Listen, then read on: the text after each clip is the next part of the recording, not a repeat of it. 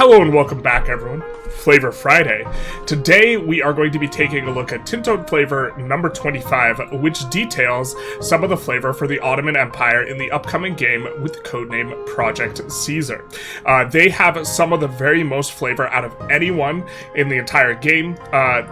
When looking at the combination of both unique advances and also unique policies or government reforms, rather, they have more than any other nation, and so it is going to be fun to dive in. They start out relatively small, but they are set up to become the greatest power in all of the Mediterranean, and so let's jump into it. Hello and welcome to One More Friday. Hello and welcome One More Friday. This is an interesting one from Pavia. He's not welcoming us, but instead welcoming the Friday. And you know what? This does seem like a bit of justice. Surely, see, this is the proper kind of way to venerate the happy days with happy salutations. Surely the days are more important than the people themselves. The Friday is the happy day. We are just people who enjoy the happy day, but it is truly the Friday that is itself happy. One must imagine the Friday happy. Every week, repeating itself, rolling up the hill. But the happy days, alright, well, happy is not capitalized, but we also said welcome to the Friday, so I think we're okay with this, in which we take a look at the flavor content for Europa Universalis 5. Now, it's kind of a little bit weird what they've been doing. Exclam. It's been a little bit weird what they've been doing. They had this codename Project Caesar, and now they're switching to this codename of Europa Universalis 5. And, you know, they're being very secretive with all of this, because they have this entire presser campaign that they're doing with this secret name, but everyone knows that Europa Universalis 5, this is clearly an anagram. This isn't going to be the name of the game. It's not a reasonable name of the game. Everyone knows that it's going to be Alvira Soup Universe. And so let's continue on. So today we will be taking a look at the flavor content for the Ottomans in Alvira Soup Universe. One of our tier 1 countries, the Turkish Beyliks in general, and the rise of the Turks situation in which all of them are involved. The Ottomans are founded by Osman sorry for all pronunciations that are to follow, I'm going to butcher everything. Osman Bey, a chieftain of the Kayid tribe of the Oghuz Turks around 1299. Residing around the northwestern coast of Anatolia, they were initially one of the many Beyliks to occupy the border territory of Rum, once powerful sultanate. Under the leadership of Osman Ghazi Orhan Bey, they consolidated and greatly expanded their domain, securing vital land across the coast of the Bosphorus, our favorite. Bountiful raids, victories, and diplomacy have secured them as one of the region's most powerful rising Beyliks. So, as far as the Beyliks go, we are powerful, but as far as the map goes, in 1337, not anywhere near kind of the 1444 Ottomans we've come to love and fear.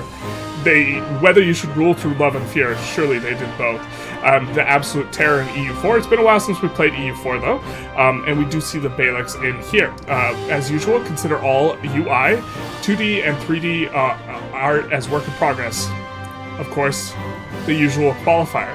Although, to be fair, the EU5 team in general, and we've noticed, is a little less on top of this as the Victoria 3 team. I think that the Victoria 3 team, like, they never miss an opportunity to be like, it's work in progress, you guys. You know, like, so don't go absolutely rabid when something changes. But here we have the Ottomans at the start. Very small, very manageable type of little thing, but you're destined for greatness here, unless you have a little bit of a hard time. A lovely day in 1337 on the coast of the Bosphorus. For the Ottomans, not so much the Byzantines, but I think that in general, this is also going to be a type of nation that's a lot of fun to play, or types of nations that are going to be fun to play are ones where you start off small, and then you get the big fat dopamine rush of expanding very quickly, and you have a lot of flavor to facilitate that. The Ottomans, we have, by the way, played quite a bit of this game.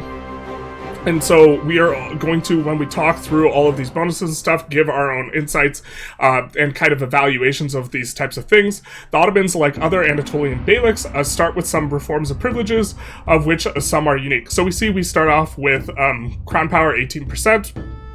And a unique government reform. I think there's 44 unique pieces of government reform slash advances combination, which is quite a lot, on top of all the unique events they get. Although I think England has the most unique events, the Ottomans have the most unique mechanical things. Sorry, fixing my hair. Woke up kind of on the weird side of the bed. Have a little bit of bed head. But we do start off with a lot of estates, and we're gonna probably make it a video at some point in time talking about like estate balance and this type of thing. Currently, I think what's strong is to just give out as many privileges as is reasonable, and that crown power is only really useful up to a certain extent, although balances are going to, of course, or balance is likely to change, or can change, rather, by the time the game releases. That is, of course, Alvira Soup Universe with codename Project Caesar / Europa Universalis 5. We do have the Zimmy, which is not the Dimmy, and we have what looks like several unique privileges. I'm sure we are going to get into them. We have the tribes, and we do have, unlike the Dimmy of the Indian Sultanate, these ones aren't cut off. Is that actually a separate screenshot? It is a separate screenshot showing the Zimmy and the tribes as well here. We have the Anatolian Beylik. This is our unit government reform. We start with unjustified war on religion on same religion cost. Unjustified wars on same religion. So no CB, minus 25%. Interesting. You still have a pretty significant investment in terms of stab, but cabinet seats +1 is really strong. I think that the cabinet in general is a little bit hard to evaluate, and how you want to use the cabinet's going to be depending on your playstyle a little bit. If you're going to expand a lot, you're going to be using it a lot for integration. If you're going to not be expanding a lot, then you can kind of build up a power base, and I tend to think that the latter is more powerful.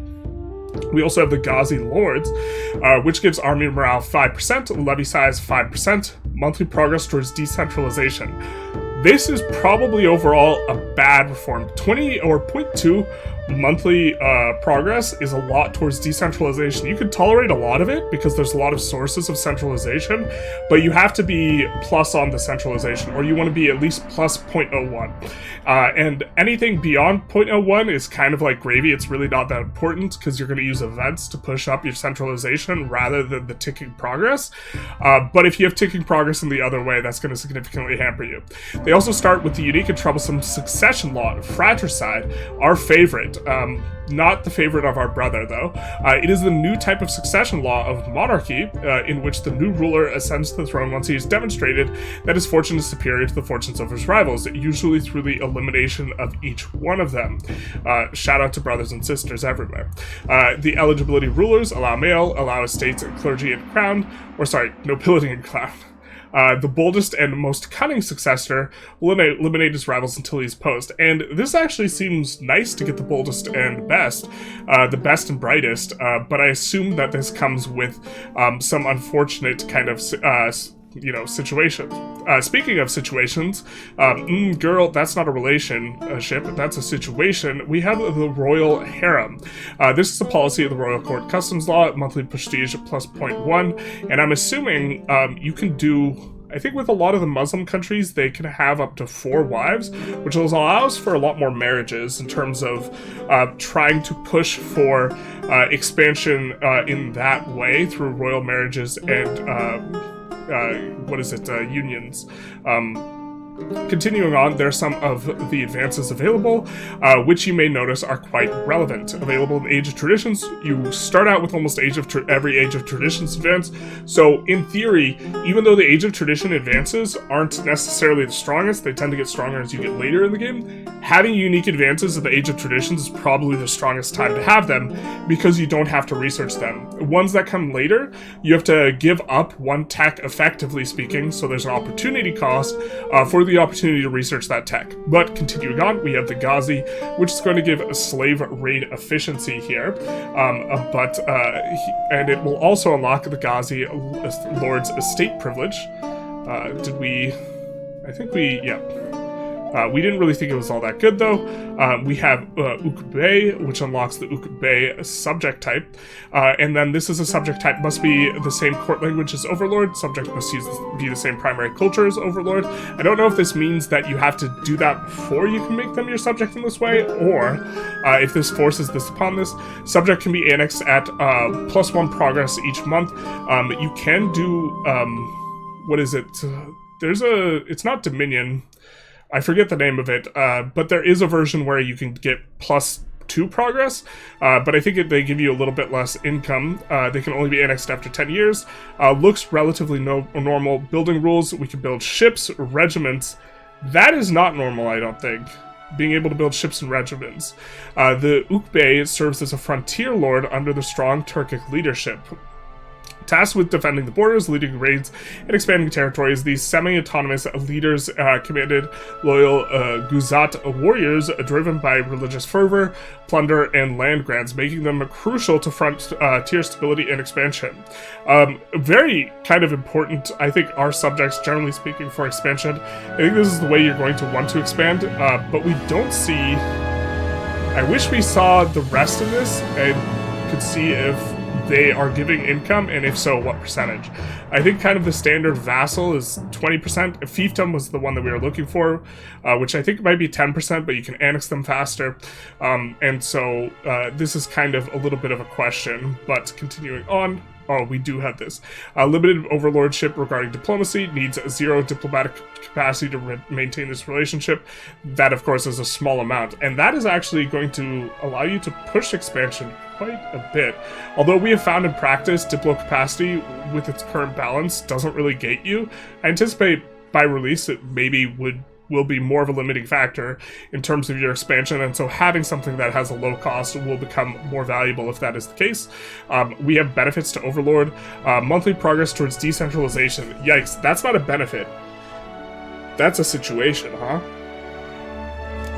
You don't like getting this. It's not a very large amount, but this is effectively a penalty that you have to pay, and subject pays 5% of its income each month to its Overlord, which is a relatively small amount. But perhaps it's worth it in exchange for the lower diplomatic capacity expenditure, if indeed diplomatic capacity becomes something that throttles you. Generally speaking, whenever you're thinking of... it's important to try and think of when you're trying to get from A to B, and this A to B is an expansion type of thing, you want to think about what throttles you. And so, like, in the economics of the game with the codename Europa Universalis 5, often your economic expansion can be gated by gold, it can be gated by construction speed, or it can be gated by qualifications. That is, building more buildings and occupying them. Sometimes you have a lot of gold, but you don't have enough qualified pops. Sometimes you have the qualified pops, but you don't have enough locations to build in. Sometimes you don't have enough build speed, and so you can only pump out the buildings so fast, these types of things. And so... effectively speaking, if diplo capacity is gating you, this is probably going to be a good subject type. Otherwise, it's probably not. Benefits for subject levies always allowed. Okay. Overlord spreads its institutions. That's kind of a normal thing, I think. And then, okay, continuing on, we have the Heirs of Rum, is available at the Age of Renaissance, so we are going to have to effectively give up tech in order to research this. Monthly prestige plus 0.05, speed of integration 5%. Speed of integration, I generally think that integrating manually is probably worse than using subjects to integrate, but if you are going to integrate manually, if you stack a lot of this, it will help out a lot. We have the Akinculier. Are those different looking ones? It's difficult to tell with these, you know, doors into a cooler universe on my face. So we are going to get a new regiment, and I think it's kind of been the norm that at the bottom... no, he didn't do this time. He has in the past... what is it? Pavia has at the bottom put what the key difference in terms of this relative to kind of the baseline is. We see we have some negative combat preference. I think that's normal for cavalry, and I'm not sure if they have slightly faster movement speed, 2.5 instead of 2. I'm not sure exactly what the bonus is here, or if they have different inputs or something like this that we are getting for these guys. We have the law code of Suleiman, which is going to unlock this policy, which is going to be the Canon Osmani policy. He's remembered as one of the great rulers of history, a soldier, a lawmaker, and a reformer, a true generalist. In fact, while the West knows him as Suleiman the Magnificent in his homeland, he is called the lawgiver. Central to his reforms was the re-examination of Ottoman dynastic law, Kanun, in order to bring it in line with the Islamic Sharia. Yeah. And here we do see this. So this is a unique policy that is native to the Ottomans here. And so policy is going to use a government policy slot, right? Or, no, okay. It's part of our legal code law, rather. Okay, so this is a law? I'm not 100% sure. But tax efficiency plus 10%, that's enormous. That's a free money modifier. And I think tax efficiency is really, really strong now, especially once trade's been nerfed. And this is like a very incredible modifier. And we've seen this modifier in other places on other countries. I really do think it's quite strong. Distance cost to capital minus 10%. That is also extremely strong. Those two things alone are just like absolutely insane. We see the monthly progress rates inward.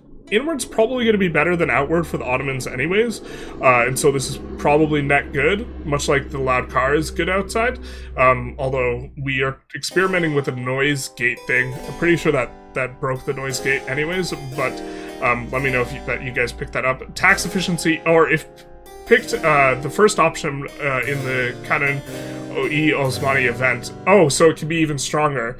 15% tax efficiency. God, that's so good.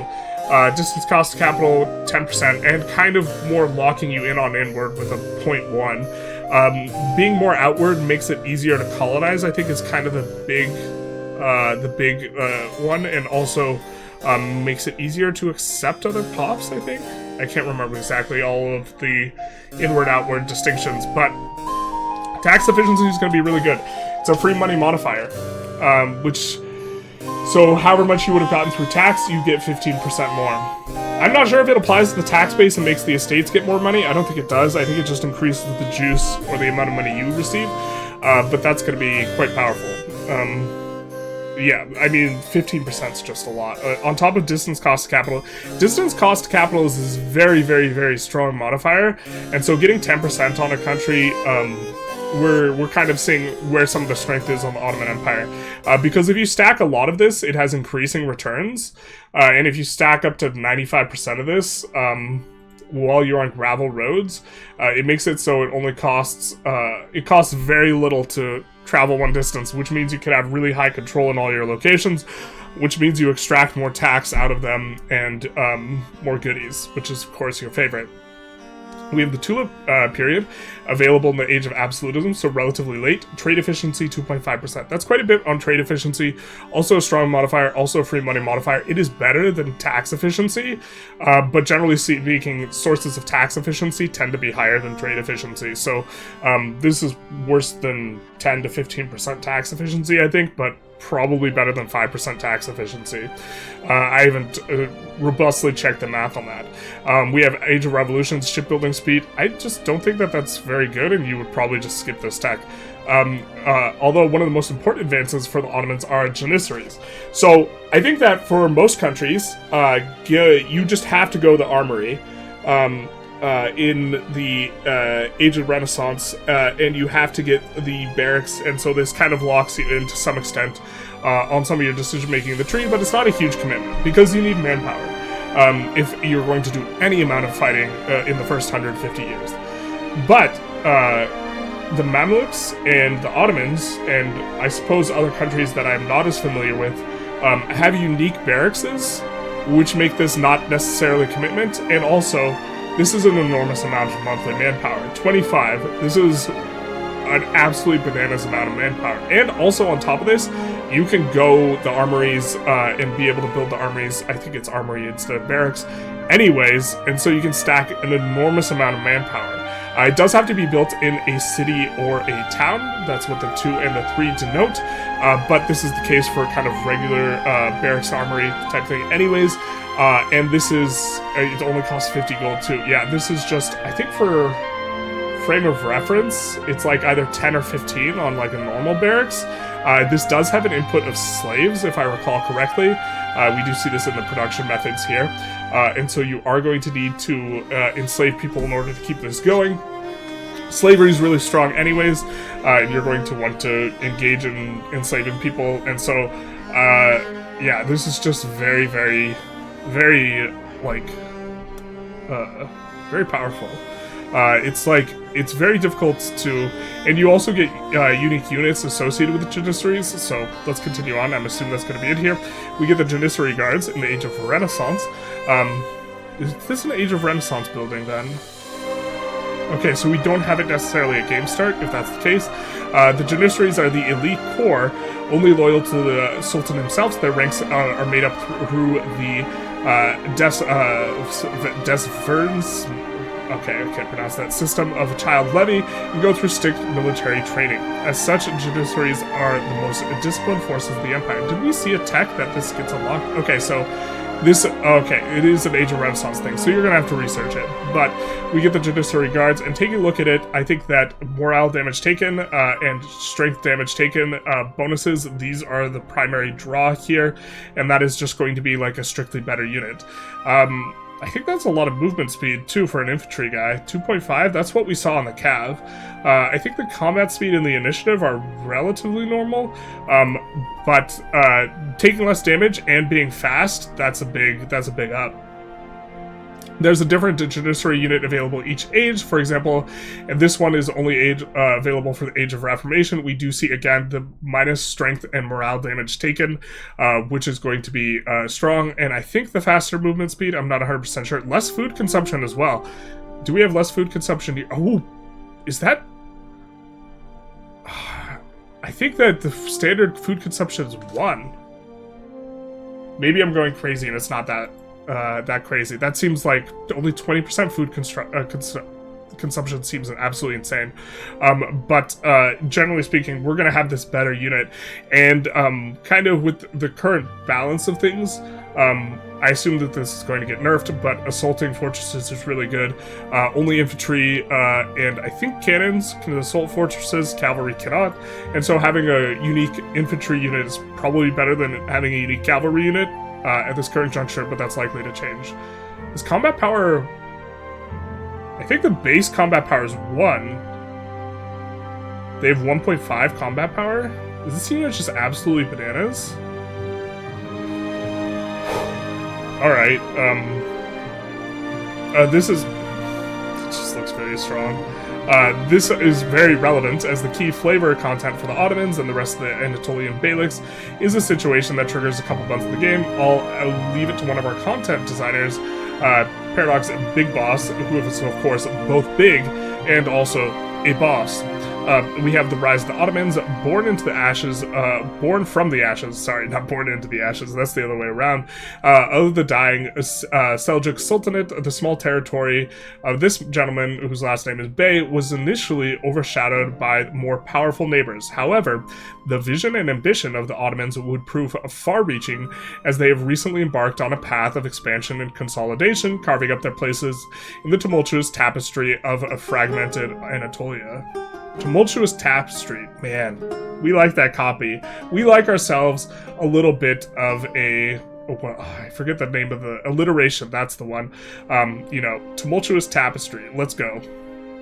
Okay, this situation focuses on the rise of the Ottomans in most cases. However, this doesn't mean that another Beylik cannot take their place with unique flavor, reforms, and outcomes. So we can play as a different Beylik and do that type of thing, but the idea is we have this situation that is going to both guide us, give us events, this type of stuff, and lead us to become the big bad Ottomans we've come to know and love.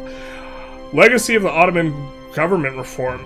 Oh my god. So we had this distance cost capital. A big part of the distance cost capital modifier that we took a look at earlier, this minus 10%, is the fact that you can get a really high control, but then on top of that, we just get this.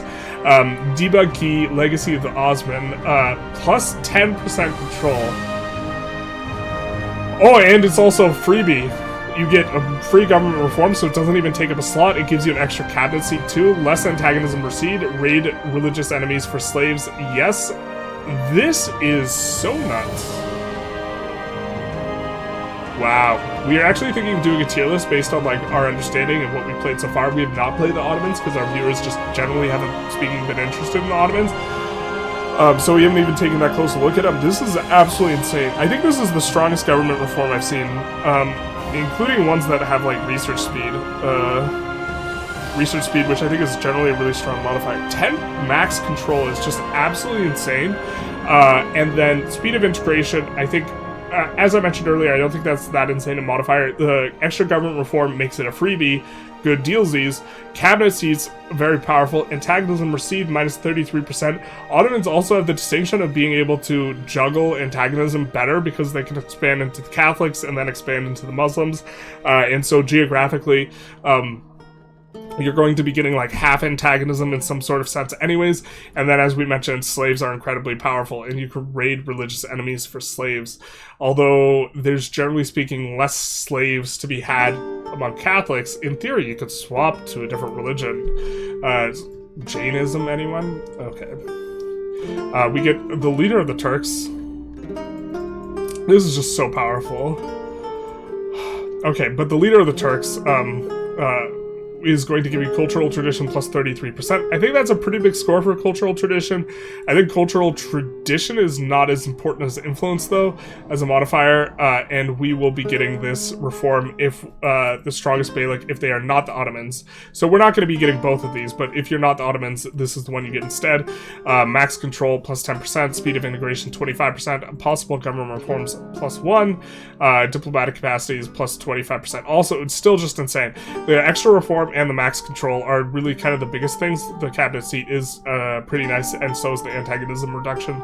But okay, this is a panel of the situation. Many countries beyond the strongest Beylik can play a part in it with the ever-shifting environment of politics, diplomacy, and eventually war. While the strongest will gain access to a few unique actions, most actions are available to any Beylik. And so we do see a few of these Beyliks. We see a couple of decisions here. And so, yeah, we are, of course, not clicking on that just yet. The Ottomans are by far not domineering across the region, let alone by 1337. Foreshadowing, or yeah. But we do see military strength, a monthly tax income. That's not too much. If the Beylik is a subject, this applies a reduction to the score. Okay. Press claims. The ability of the strongest to fabricate a claim against an enemy in Anatolia. That is quite strong. So generally speaking, one of the ways that you get a claim is through Parliament. I think that using Parliament to give yourself a claim is a very significant opportunity cost. And very often you can only kind of... every reward you get from Parliament effectively costs you 50 influence. Generally speaking, you can kind of only get... I think you can only get 100 influence really consistently. Sometimes it's 50, and then if you're doing a good job of kind of managing things, you could probably get 150. And if you're getting 150, you can get like claims kind of every time. But if you're below 150, I think that very often you're going to want to use your Parliament rewards in other ways. And so the fact that you are not pressured to get claims through Parliament and instead have this press claims interaction is going to be quite powerful. And it effectively eases up any sort of difficulties you have in regards to Parliament. We also see Raise a Bay Fortress. Fortresses are, of course, bay. It's a unique building that increases the fort level of location and provides an ample steady supply of manpower much earlier than other countries can. I guess on top of the Janissary building. This can only be built in cities across Anatolia. Fair enough, as cities, of course, are a big investment. Upon its construction, you'll be greeted by a positive event where historical information is tailored specifically to the location you build it. That's very neat. So there's a lot of locations in Anatolia. For context, I don't know how many are in Anatolia, but Portugal has 69 locations. Nice. And so that's a lot. For a frame of reference, because for like Victoria 3 players, of which I know there's some, there's 3 states in Portugal. So that's 13 times the amount of locations. So if there's flavor for each one, that's a lot of flavor. But continuing, this means it will be different if you build it in Bursa, Izmit, Konya, Samiria, etc. While this is good and all, the fortresses are a symbol of authority, for better or for worse. This means a location with a bay fortress will get sieged down. You will suffer a blow to the stability and legitimacy of your rule, and your people will lose faith in your ability to win the war. The malices will be far worse should the enemy ever annex the location, so be careful. Well, we're just not going to lose territory as the Ottomans, right? So we are going to get a bit of prestige, gain Stronghold City for 10 years, and it is going to give it a bit of control and prosperity. Spiking prosperity in the early game can be quite strong. Prosperity drives development. It caps out at 100. Often you hit the cap, though, and then once you hit the cap, it's not useful to generate it. But okay. Location.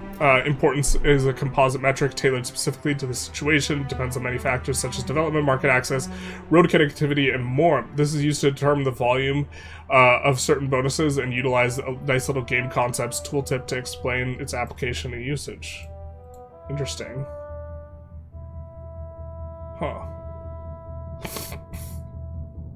So I guess maybe if it's on the front, we get, like, Stronghold City, and if we get, okay, well, this is going to be dynamic. Whatever it is, the bonuses are going to be dynamic. We see a couple more interactions. Seek relations with the Byzantines. So long as the Romans hold Constantinople and are relevant, any Beylik that is strong enough will be able to leverage diplomacy to extract gifts from the empire. These gifts may be the hand of a daughter in marriage, a coin, the recognition of Beylik as a legitimate sovereign of Anatolia, or the demand of capable characters to prop up your administration in exchange for relations and good faith. They can, and often do, as one should, decline, but are they really in a position to barter? No, not really. Offer diplomatic protection through marriage and exchange of territory and diplomacy. As any Beylik, we can offer an alliance and guarantee of sovereignty to another lesser Beylik. Of course, history has shown such friendships are short-lived. Yep, shout out to fratricide. And then we see create Ukbe, a unique subject type for the duration of the situation, a powerful weapon to be used appropriately. The Ukbe, the frontier Beylik, are against foreign threats. They are an army-based country with a powerful government reform, making them perfect guardians. However, you will need to integrate them and centralize later on, and should you survive and come up top after the situation ends. We took a look at this. We didn't really think it was all that strong. But okay, a couple, maybe the government reform that they get is just absolute bananas, and it is quite strong. A couple locations in the situation map previously shown are marked in red and yellow. This is for two reasons. Anatolia in 1337 is traversed by the Great Turkic Road, controlling important parts across it. Konya, Sivas, etc., unlocking and scaling estate privilege for your merchant estate. Let's take a look. Let us take a look. Where we are going to get this directly owning Konya, Erzurum, Sivas, and Tabriz will grant us access to the trunk road into Erzurum and the burghers' estate privilege. So this sounds good. Wealth of Anatolia is, of course, kind of the last leg of the Silk Road to some extent, Anatolia. This privilege will grant us 1% trade efficiency for each of those locations that we control directly. 4% is a lot. Okay, let's... 4% is a lot. Okay, that's pretty strong.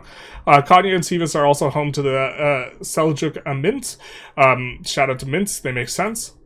Which were used by the former Sultanate to produce coinage and a product, yeah, makes sense. And project an aura of legitimacy and authority. Owning and developing these locations will be vital when it comes to spreading our control across the region through a unique building. So mints of the Sultanate, we see a little bit of a flavor thing. We like coins flowing through the region. Everyone knows that a coin flows like liquid, except if you dive into a liquid, you will separate the liquid, right, and you will be able to pass through it. If you dive into coins, that's like diving into concrete, and that will likely really, really hurt. Don't do that. Shout out to Scrooge McDuck. And so we see we can buy locations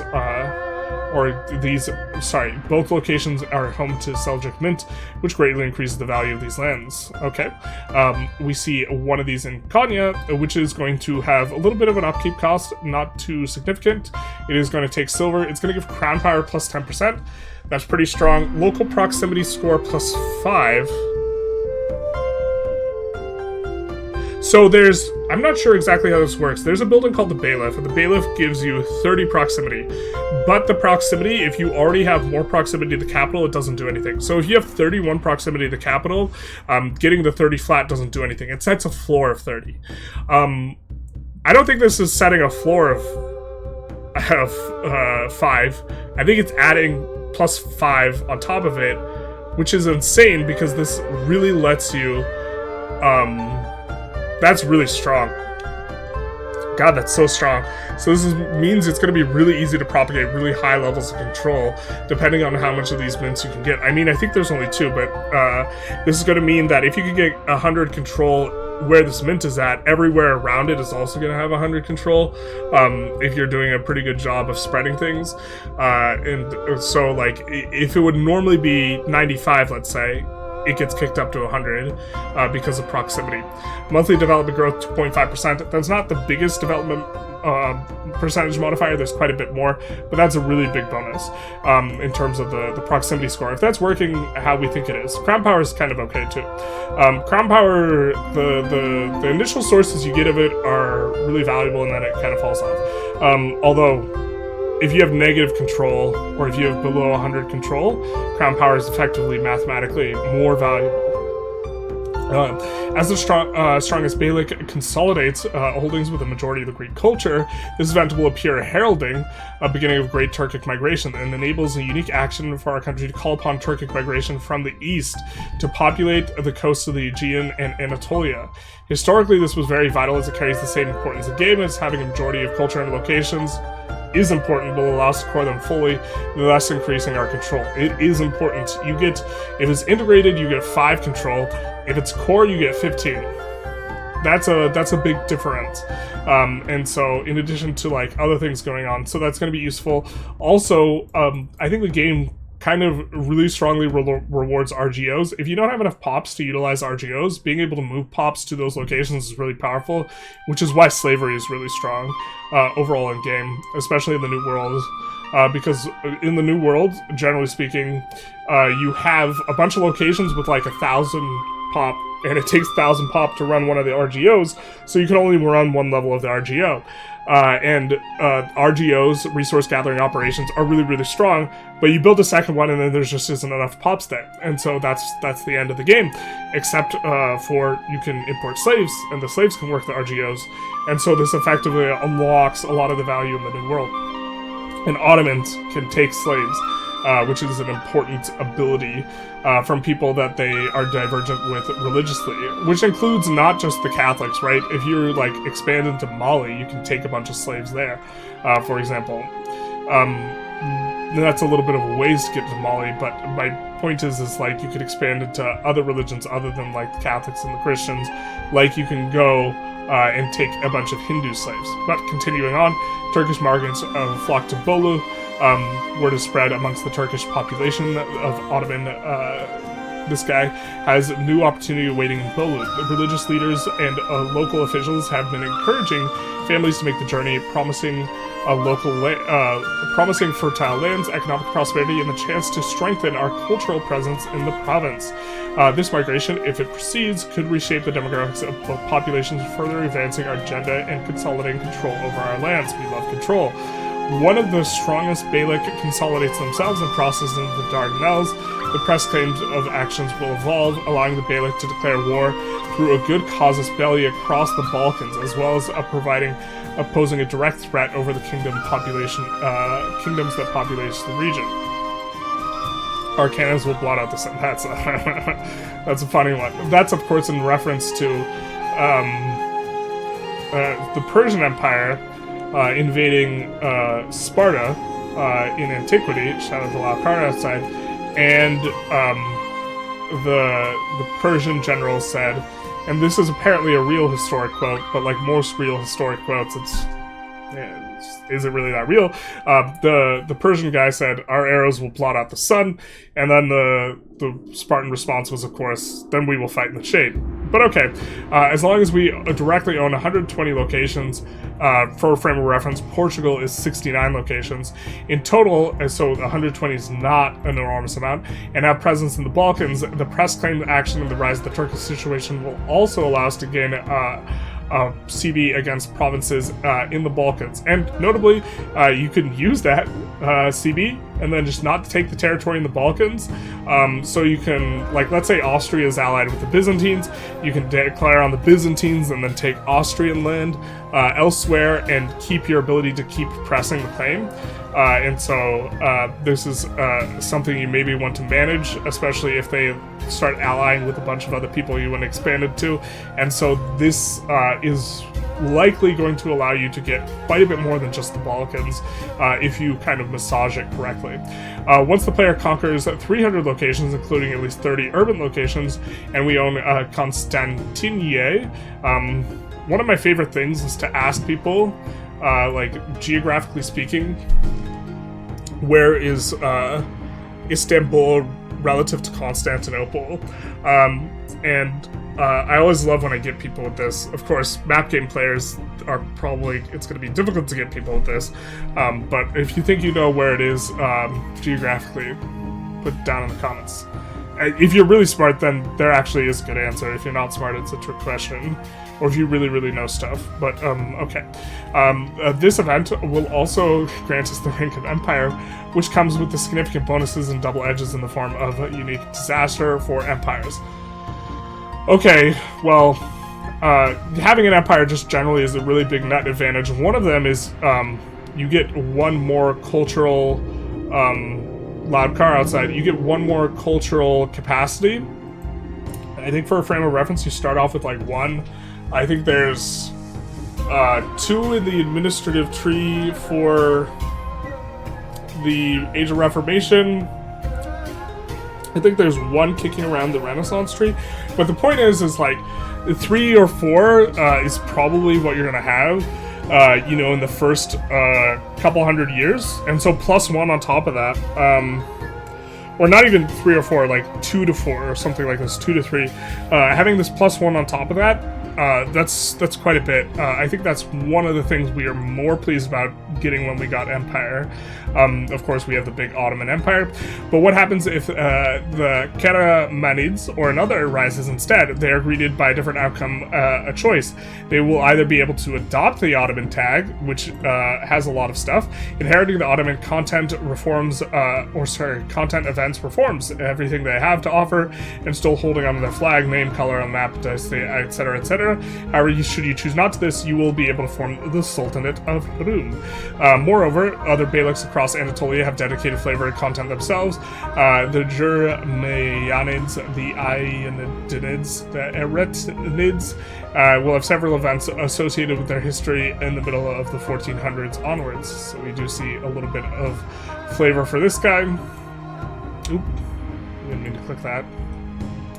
We see this ruler, he perishes at 79, gets a nasty event. These guys are displeased with the Achalian rule, trouble steers, and we will get an event, rebellious subjects, and antagonism towards Baghdad. We get the beardless prophet. I'm trying to remember. So rivers in general are pretty strong. Baghdad is one of the things that is light for the Middle East region writ large is they're kind of light on rivers and they're kind of light on wood, and both of these things are bad. But I think the 2 rivers in Iraq are going to be relatively good and make it be the better territory, or some of the better territory to take in the Middle East. We have this event, Beardless Prophet, 12 stab, lose 4 or 5 war exhaustion. That's fine enough. 12 stab's a pretty good amount. On top of that, Ottomans have around 200 DHEs, making them a proper tier 1 country in terms of flavor. I think the English have the absolute most, but 200 is a really big number, and much more.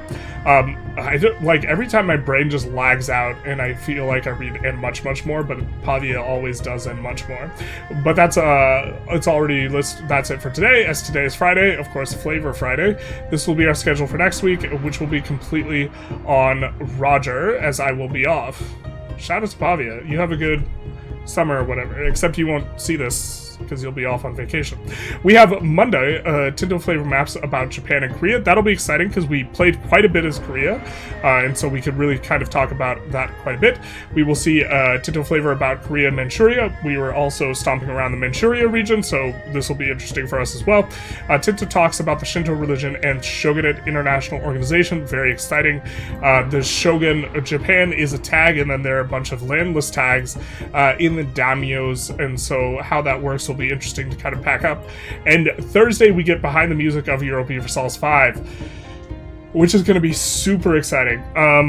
I really love the music. I wish we could show it off more, but we can't until after this, and so very excited for this one.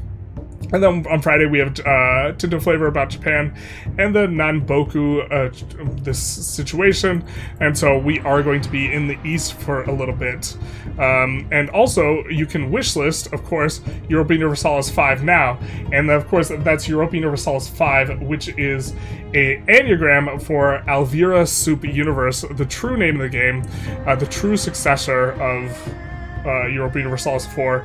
Of course, it would be unreasonable to call it Europa Universalis 5. It's Alvira Super Universe. But anyways, I hope you guys enjoyed. If you did, please feel free to like, comment, subscribe. You know, do the YouTube algorithm thing. And other than that, have a Flavour Friday.